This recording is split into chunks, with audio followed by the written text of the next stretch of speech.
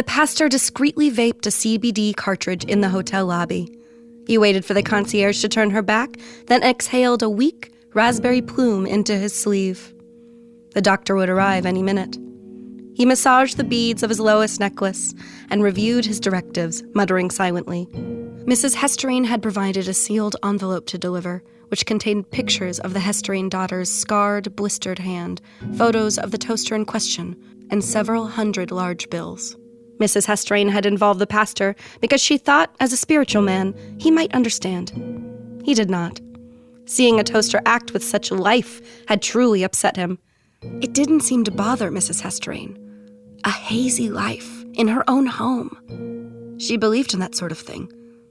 Why, the pastor wondered, were the members of his flock so gullible? It was then a tall woman, 6.5 feet, the pastor figured, entered the lobby. Her black hair was severely parted left of center, dividing the skull into irregular hemispheres. From even 20 feet, her glance was startling, deliberate, and invasive. The pastor gulped thickly, adjusted his multicolored scarf, and stood. The woman walked with a limp. He thought the dossier had told him everything. "Dr. Grinshaw," the woman bowed her head. "Joyous to meet you. Thank you for coming on such short notice." "Your email was persuasive," she said in monotone. "Yes, well, a family like the Hesterines, cost is not an issue." "I can imagine." The pastor took a seat. She stood. The doctor stared down into the man, absorbing him. His armpits went clammy. He involuntarily clenched his butt cheeks. What was she picking up? He wasn't sure he believed this psycho-empathy nonsense, yet still. "Well, first, Mrs. Hesterine thanks you. She's been a fan of your science for years." He grimaced. "Let's discuss the non-disclosure agreement.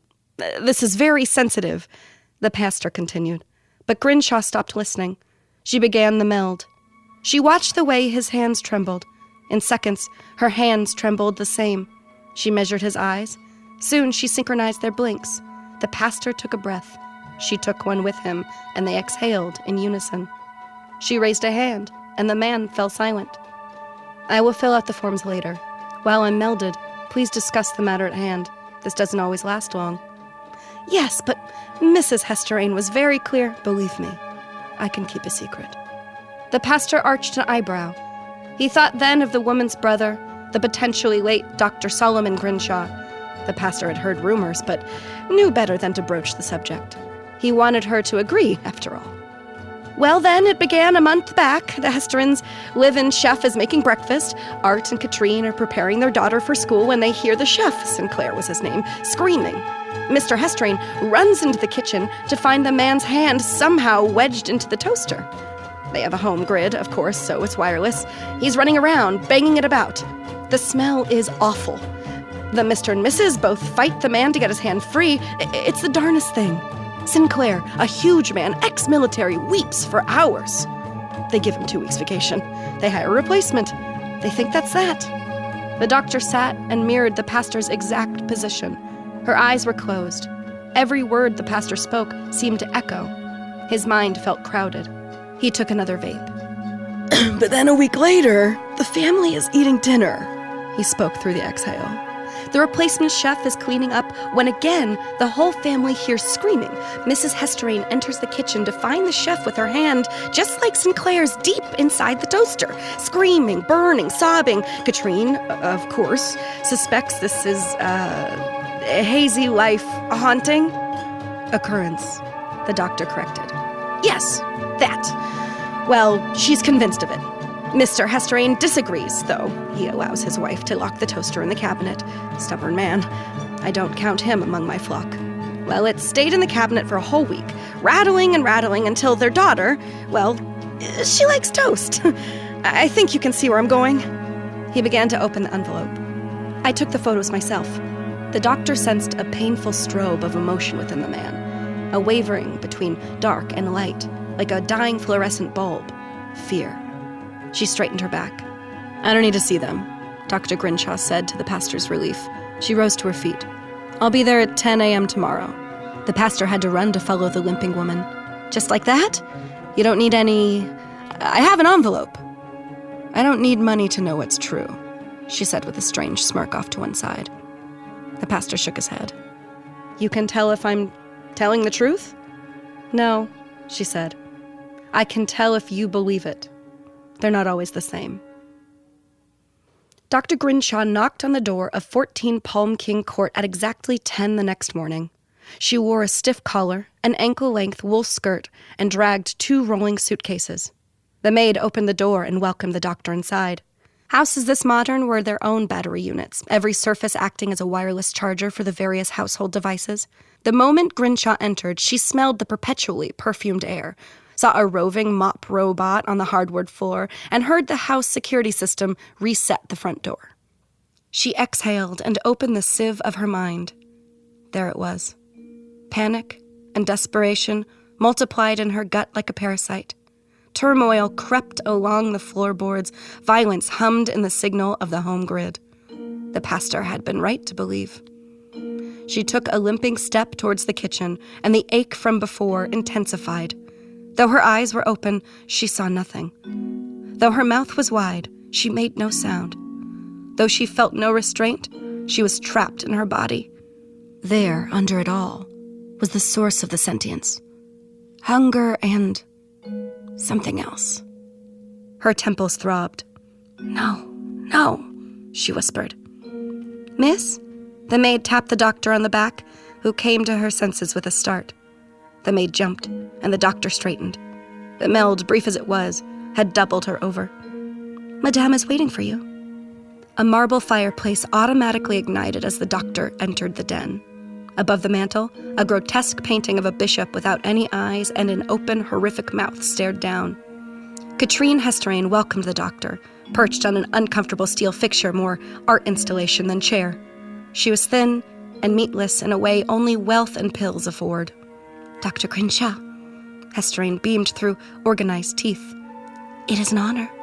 The doctor barely needed to meld their egos to know the woman was an admirer. Not everyone accepted her branch of science, but among a select few it was gospel. These people seemed to understand her work less than the detractors. I've admired your work since I read about it. Goodness, maybe 6 years ago? The article in Vegan Medicine, the doctor thought with a frown. It's just, wow, making a science out of empathy. She flashed a smile. What a beautiful achievement. Pure psychologies don't need to directly empathize. My opponents are right to say it obstructs any objective study of errant conscious life. Well, Katrine pouted, then they just don't understand. People like my husband, her eyes darted out the door. Don't worry, he's out. People like him, they can't accept the truth of your work. And what would that be? That everything has a soul. The doctor refrained from scowling. She hated that word. More science should be like yours. Like you and your brothers. I was devastated when I heard what happened to him. The doctor set her eyes to the waxed mahogany floor. I prefer not to waste time. Let me see the toaster. You may watch from a distance, the doctor told a pouting Katrine Hesterain in the kitchen, but under no circumstances are you allowed to enter the kitchen. Can I ask questions? Yes, from the other room. Katrine nodded dubiously, as though humoring a child making up rules to a game. She pulled a stool from the bar and sat outside the door. Dr. Grinshaw unzipped the first suitcase and began to set up an apparatus of iron ring stands and black metal boxes. She connected wires to what looked like a battered lunchbox with a video display. It flickered to life with a snowstorm of green static. From the other suitcase, Dr. Grinshaw removed long pouches of cloudy, urine-colored gel, jiggling with jello life. With alchemist grace, she unfastened the end of one and squirted a foul-smelling substance on a putty knife. What's that? Mrs. Hesterain asked. Dr. Grinshaw struggled to keep her mind together. This HLO was particularly powerful, overwhelming almost. She dipped a finger to the mixture and pulled a viscous drop to her nose. It hung under her finger thickly, defying gravity. The doctor rubbed it on her forehead until it dissolved. From the glowing box of static, a theremin tone wavered like a helium whale cry. The static on screen condensed into dots like electric rain. That's right, the doctor moaned. I'm here. The doctor felt a strange elation overtake her. Time turned syrupy. She could feel another presence in the cabinet. She placed a palm to the door. Her warmth spread through it. The sentience within could recognize heat. Yes, she projected. I'm warm too. What was inside the cabinet began to glow warmly. It had never felt until this moment that it was anything but alone. The doctor was pleased with the patient's progress. It was responsive to emotional guidance. She smeared more gel on her spatula, walked to the cabinet and smeared it over the door, and then a hand grabbed her shoulder. "That's reclaimed wood!" Mrs. Hesterine shouted. Promptly, the theremin ring from the glowing box burst into screeches like hurricane sounds. "Please," the doctor spoke slowly. "Walk away." "What's happening? What's that noise?" "Please, walk away." There was a violent commotion within the cabinet. Something shattered. Both women jumped. They smelled the smoke before they saw it. Mrs. Hesterine began to shout, but Grinshaw dabbed a finger of gel and, like a cobra striking, dotted the woman's forehead with a healthy dollop. Katrine's face was fury as she wiped her forehead, but there was nothing to be found.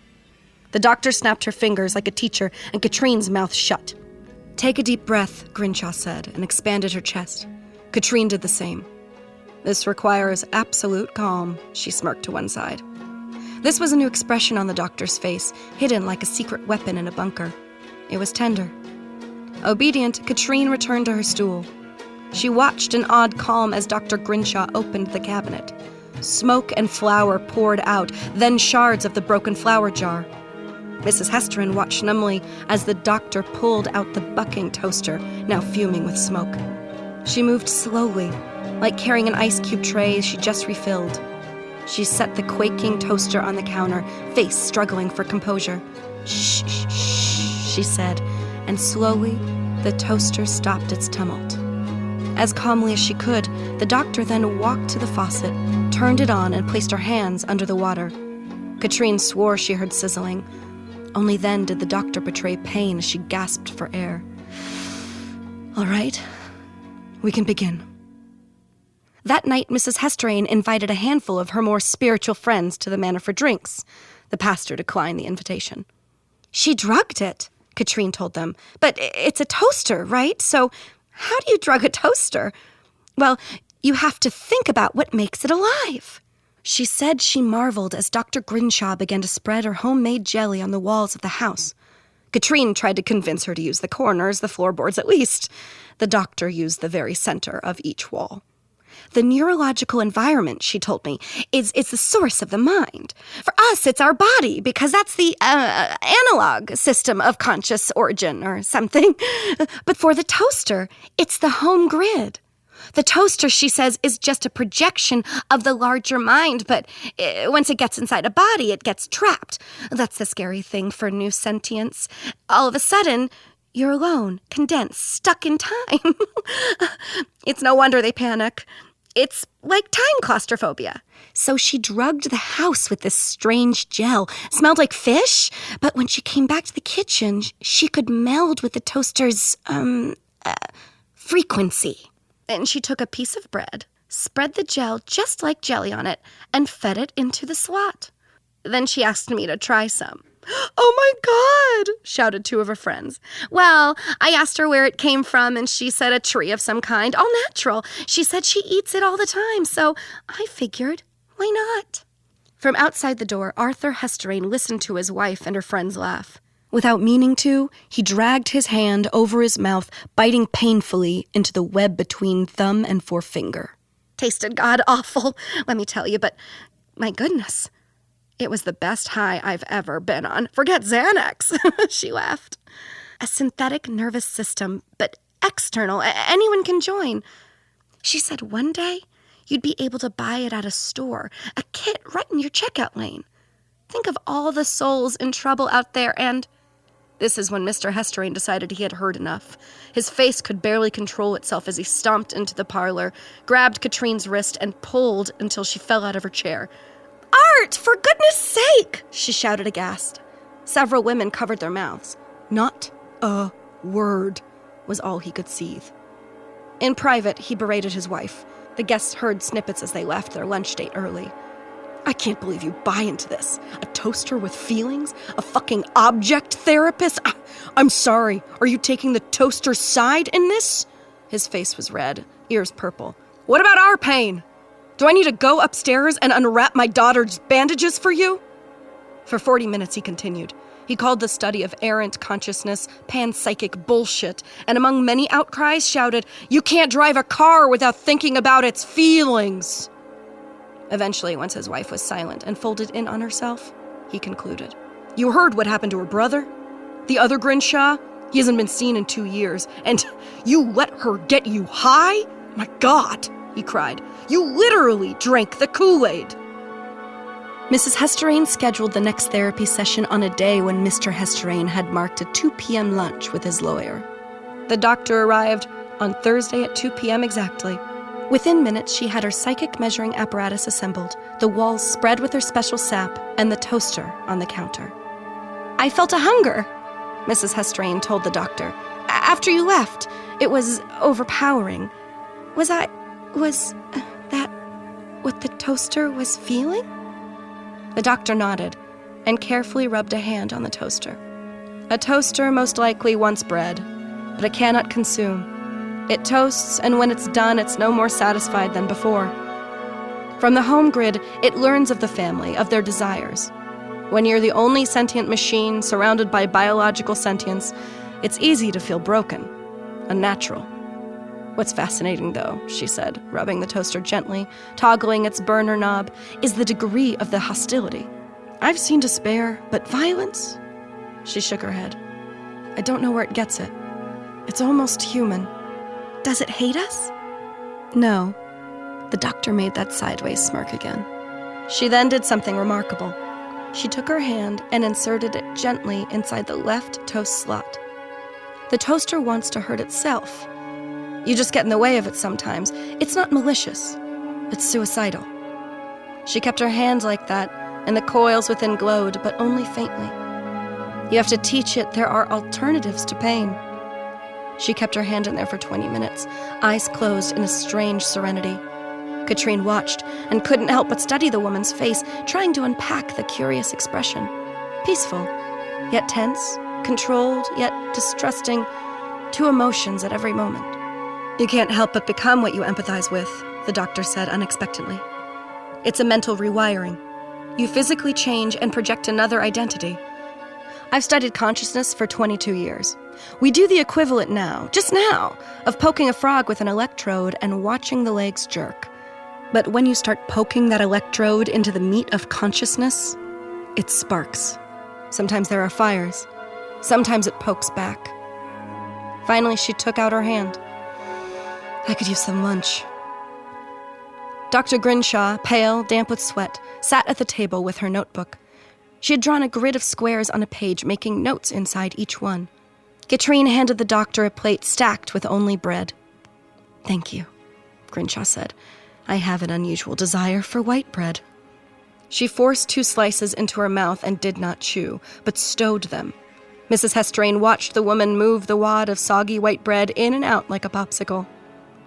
"But what I don't understand," Katrine broke the silence, "how do you know, really know these things are conscious?" "I don't," the therapist tried to smile, but couldn't. "Sure, there are instruments, but they can only confirm sentience. They can't discover. The machinery is in here." She held her finger to his skull. "I can't prove there's a little voice inside your head. I can't prove you are hiding in there behind your eyes, but I can reach out," she said, changing her position to mirror Mrs. Hesterane. "I can imitate. And if I reform my internal environment just right, we begin to..." Katrine dropped her gaze, and Grinshaw's head nodded with her. A chill passed through both bodies, a twin phantom vibration. Mrs. Hesterane felt her bodily sensations in duplicate. A reverberated rumble in her stomach, the twitch of 2 mouths into a curious smirk, 4 hands in her lap. The doctor gathered a sense of pharmaceutical well-being, washing the mind like a gentle tide, obscuring the raw emotions beneath. Repressed hunger, a strange sense of gnawing attraction, the faint strobe of fear. Grinshaw changed her position, and the meld, brief as it was, fell away. "It's a muscle, same as any. It can be trained." Grinshaw sighed. Her face went blank. "And it can be modified. You can't turn it off. It never stops. That's the one thing object therapy confirms. It's everywhere. Consciousness is a part of the system in its most basic level." Suddenly, from the hall, They heard the security system beep. A door opened, then slammed shut. Mrs. Hesterain made an involuntary gasp. "Did you park out front?" she asked. Before the doctor could answer, Mr. Hesterain was already shouting, "Katrine!" The meeting with the lawyer had been canceled. Grinshaw felt the strobe flash of fear in the wife, but felt it most strongly from the toaster. "Katrine, this better not be what I think it is!" the man shouted. Art Hesterain rounded the corner into the kitchen. On the counter, the toaster began to jitter its lever. The heating element turned red, the same as the doctor's cheeks and ears. Yet Art would not look at it, instead focusing his gaze on the doctor as though she had just spat in his face. "You should be ashamed. Invading my home, taking advantage of the vulnerability of our wealth. Grifters and con artists, I've met plenty like you, but nothing like this brand of bullshit. I think you might actually believe it. Next thing I do, I'm throwing that goddamn toaster away." "You can't do that," the doctor stammered. "It doesn't die. It'll be there forever. That's eternal damnation." And she ducked as a plate crashed against the back wall. A shard cut her cheek. "Get out of my house!" the man growled. The toaster now was firing its mechanism up and down so it rattled. The man, in resolute denial, refused to look directly at it. He did, however, flinch at each rattle and shouted insults to drown out the toaster. Mrs. Hesterain was up, shouting and waving her hands. While the man threw his tantrum, Grinshaw remained in her seat, the wet bread in her fist. She would not budge. In sync with the toaster lever, Grinshaw's foot hammered up and down until it hit the base of the table. "Easy," she whispered to both minds inside herself, but one would not listen. Mr. Hesterain was now hovering over the doctor. He forced his hands under her armpits and pulled up. "Out!" He yanked Grinshaw to her feet. Struggling to resist, she seized her attacker's wrist with one hand and grabbed his bicep with the other. She let the toaster's rage enter her. It was then she smelled burning. Mr. Hesterain began to scream. Katrine covered her mouth, pupils wide in alarm. Dr. Grinshaw's hands were glowing red, charring the arm of the shirt, smoldering the flesh of the wrist. On the counter, the toaster fumed, heat rising in curlicues of molten air. The man wailed as his flesh burned, then began to smoke. All the doctor heard was the compression of a spring, the electron snap of resistors heating, and the hot sizzle of flesh. In the laboratory, Dr. Grinshaw gathered an empty bucket in the wash basin. It was difficult with her bandaged palms, but she was used to working against a failing body. Each client left her weak, injured. 2 years back, she was in a coma. She counted herself lucky. Worse things could happen in a session. She placed the bucket handle on the crook of her elbow as she made for the tap. Her phone vibrated in her pocket. "Read message out loud," she said to her phone. "New message," the phone's hands-off system read. "Sent today at 10:36 a.m. from Katrine A. Hesterain. Subject, empty. Message." He threw the toaster away. Grinshaw didn't mean to drop the bucket. She felt an emptiness inside her, a painful hollow that bit and chewed and had not stopped since the first day she empathized. For a sentient object, a garbage dump was hell. Of this she had no doubt. It would last forever. It might be crushed, broken, rusted, and shattered, but still would feel. She tried as hard as she could not to feel anything. It didn't work. "I'm sorry," she said to the bucket. She picked it up with both palms, wincing slightly. She had failed again. The anxious vacuum cleaner 3 weeks back, the possessed lawnmower, and now a toaster. She wished she could cry on her own, but she couldn't. It had become harder to feel her own feelings. She had forgotten they existed most days. Grinshaw reached her destination and hung the bucket on the tap, pierced into the thing's front like a stake in the heart. She turned the lever. Slowly, the foul, fish-smelling liquid came to the edge of the metal sprocket and dripped mucus globs into the bucket with erratic clangs. "I'm falling apart," she said. She ran her hands up the hard, unusual bark of the tree growing inside the lab. It was soft, cartilaginous. "It's never quiet. I just want it to stop for a second." Dr. Grinshaw pressed her face into the soft bark, mouth open but voiceless. With her right hand, she followed a limb growing off the wide trunk and laced her fingers through the 5 gnarled branches at the end. "It's been so hard. I wish you were still here, how you used to be," she whispered. And empathizing now, the tears came easier. Solomon had never stopped feeling, had never lost his own sense of self, however much he wished. She wiped the sap leaking from where the eyes used to be, covered the horrible empty mouth as though to stifle a sound he could not make. She stepped away and looked at the a tree like a distended man. Her brother's desk was the same, the calendar still 2 years in the past, the chair in the same spot, absorbed by the trunk. She wiped the tears off her cheeks. Her face would smell like fish for the rest of the week. The drips in the bucket stopped clanging. The sentient gel pulled to produce weak splashes. She felt her brother's immense sadness, the pain of not just existing in time, but the curse of seeing so much of it, years, decades, centuries. She'd come back to the bucket in an hour. They always needed more.